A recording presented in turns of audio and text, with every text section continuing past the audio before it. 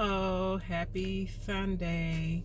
I just wanted to hop on for a minute to encourage us widows and widowers to keep moving, keep allowing God to work His perfect will out in our lives, and just to encourage you and say, I know it's rough and I know it's tough, but listen, you guys, woo-wee, this is a journey that I don't wish on anybody.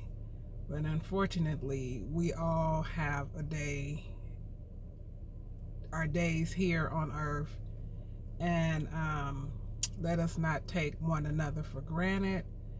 And I'll say this: start getting your affairs in order, because we never know when our time may come for us to go. And those of us that have already lost our spouses, we want to leave our children in a good place, right? You know, the Bible says that a good man leaves an inheritance to his children's children. So we have to jump on the bandwagon and get this thing together with the help of the Lord. I'm so grateful to God and how He has been blessing my life. And in the midst of all of the grief and the hurt and the pain, He's still been so good to me. He's still been so faithful to me. He has been my husband. He has been my provider. He has been my protector. And it's something that is new to me, because I held my husband at that standard of all of those things that I just said God is to me. And it makes you realize when you lose your spouse that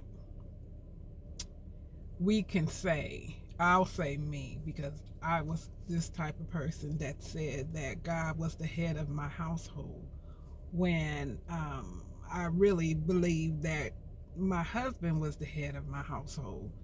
I had maybe had him a little beneath, my husband. And the reality of it is that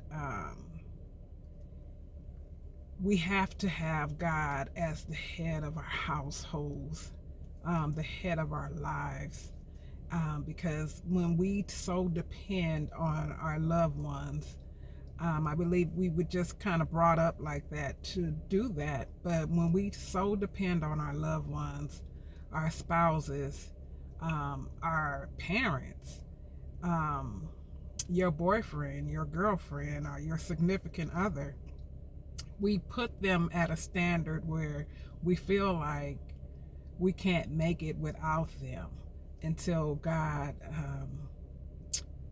allows them to go back home, come back home to Him, and you realize that you cannot put your trust in man, and that God is the ultimate one to put your trust in, your belief in, your knowing